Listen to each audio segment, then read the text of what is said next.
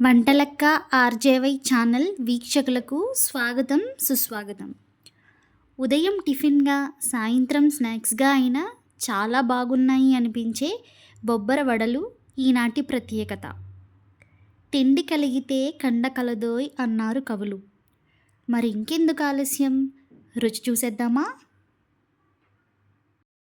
ఈ బొబ్బర వడలు తయారు చేయడానికి ముందుగా ఒక గిన్నెలోకి 1 గ్లాస్ బొబ్బరపప్పు, పావు గ్లాస్ పచ్చిశనగపప్పు తీసుకొని నీళ్లు పోసి 5-6 గంటలు నానబెట్టుకోవాలి.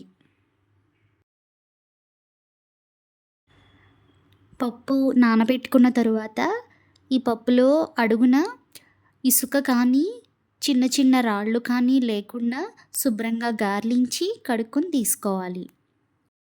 కొద్దిగా పొట్టు ఉన్నా పర్వాలేదండి. ఇప్పుడు ఈ పప్పుని మిక్సీ పట్టుకుందాము.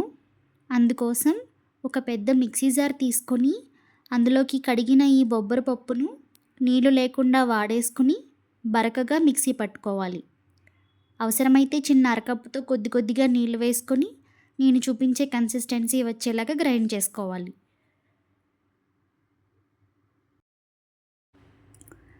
ఇలా గ్రైండ్ చేసుకున్న మిశ్రమాన్ని ఒక గిన్నెలోకి తీసుకోవాలి. పప్పుని మొత్తం ఇదే విధంగా గ్రైండ్ చేసి తీసుకోవాలి. ఈ బొబ్బర వడల్లోకి మసాలా తయారు చేసుకుందాము.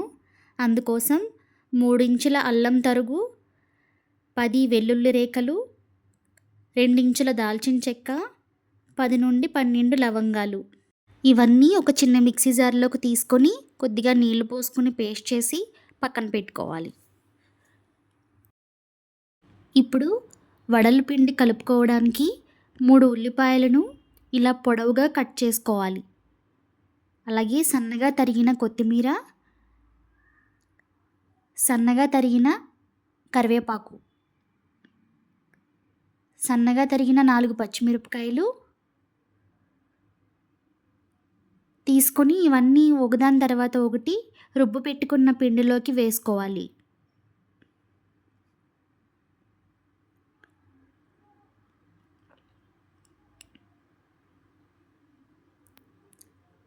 అలాగే మనం గ్రైండ్ చేసి పక్కన పెట్టుకున్న మసాలా పేస్ట్ని కూడా ఇందులోకే వేసి తగినంత ఉప్పు కూడా వేసుకొని పిండినంతా బాగా కలుపుకోవాలి.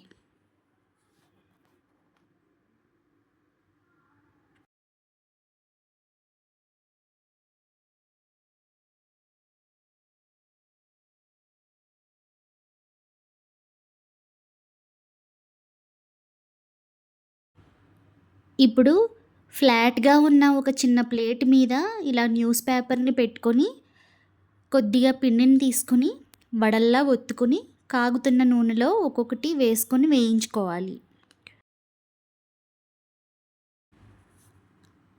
వడలు ఒత్తుకోవడానికి కవర్ని కానీ అరిటాకును కానీ కూడా ఉపయోగించుకోవచ్చండి.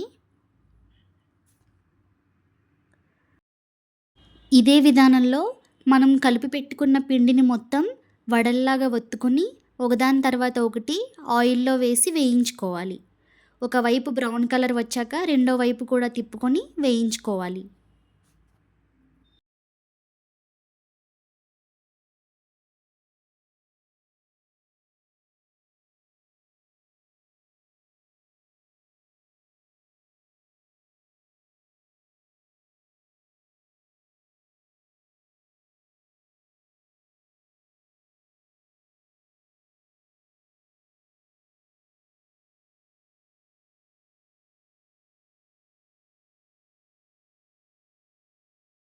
రెండు వైపులా వేగి మంచి కలర్ వచ్చిన తర్వాత ఆయిల్లో నుండి తీసేసి నూనె వాడేసుకోవాలి.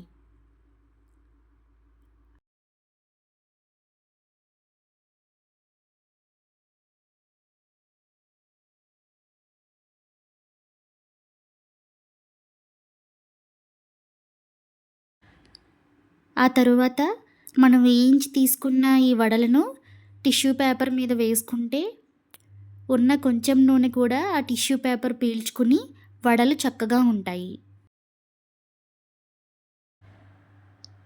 ఈ బొబ్బర వడలకు అల్లం చట్నీ కాంబినేషన్ చాలా బాగుంటుంది. నేను చేసిన ఈ అల్లం చట్నీ రెసిపీ ఎంతమందికి కావాలో కమెంట్ బాక్స్లో తెలియచేయండి. అలాగే ఈ వీడియో నచ్చినట్లయితే లైక్ చేసి షేర్ చేయండి. అలాగే నా ఛానల్ని సబ్స్క్రైబ్ చేసుకోనట్లయితే వెంటనే సబ్స్క్రైబ్ చేసుకోండి.